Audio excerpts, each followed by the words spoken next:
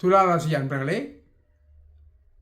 கோசார சரிவானது வக்ரகால பலன்கள்.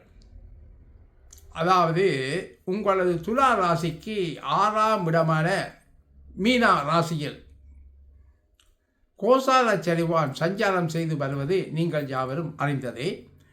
அந்த கோசார சரிவான் 27/7/2026 முதல் 10/12/2026 வரை சுமாராக 138 நாட்கள் இதே மீனராசியில் வக்கரமடைகின்றார். அன்பர்களே, உங்களது துலா ராசிக்கு 4/5ஆம் அதிபதியாக சனி பகவான் வருகின்றார். உங்களது துலா ராசிக்கு யோகாரனாகிய சனி பகவான் வக்கரம் அடைவது பொதுவாக நல்லதல்ல. இருப்பினும் உச்சம் பெற்ற தனகாரகனான குருபவானது 9ஆம் பார்வை வக்ர சனிபகவான் மீது விழுவதனால் நற்பலன்களை ஓரளவு நீங்கள் எதிர்பார்க்கலாம். அதே சமயம் மந்த போக்கூடிய சனிபகவான் வக்ரமாகும் போது அவர் நல்ல வேகமாக செயல்படுவார் என்பதும் இங்கே குறிப்பிடத்தக்கதாகும். முக்கியமாக சனி பகவானது நல்ல காரகத்துவ பலன்களான ஆயுள் மற்றும் வேலை தொழில் போன்ற விஷயங்களில் நற்பலன்கள் நிச்சயம் கிடைக்கப்பெறுவீர்கள். அதாவது உங்களது வேலை தொழில் தொடர்பாக பிறரை தோல்வியடைய செய்து வெற்றி பெறுவீர்கள்.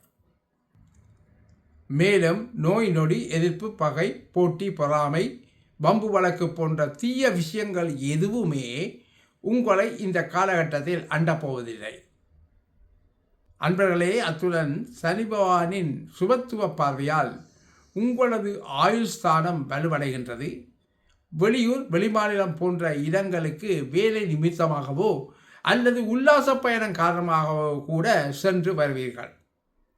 மேலும் நீங்கள் தைரியத்தோடும் துணிவோடும் செயல்படுவீர்கள் மட்டுமல்ல, எடுத்து செய்யக்கூடிய முயற்சிகளும் வெற்றி பெறும். எடுத்து செய்யக்கூடிய முயற்சிகளும் நிச்சயம் வெற்றி தரும் மட்டுமல்ல, புகழும் பெறுவீர்கள். உங்களது ஜனன ஜாதகத்திலும் சனி பகவான் வக்கரமாக காணப்பட்டால் கோச்சாரத்தில் உள்ள வக்ரசனியின் செயல்பாடுகள் மிகவும் வேகமெடுக்கும். முக்கியமாக ஓய்வின்றி உழைக்கும் சூழ்நிலை ஏற்பட வாய்ப்பிருக்கின்றது. இதன் மூலம் உங்கள் சேமிப்பும் வளர்ச்சி வரும். கோச்சாரத்திலும் இந்த காலத்தில் குரு பகவான் உங்களது துலா ராசிக்கு 10வது வீட்டில் சஞ்சாரம் செய்வார் என்பதனால் உங்களது நிலையில் நிச்சயமாக ஒரு நல்ல மாற்றம், முக்கியமாக நீங்கள் செய்யக்கூடிய வேலை தொழிலில் ஏற்படும்.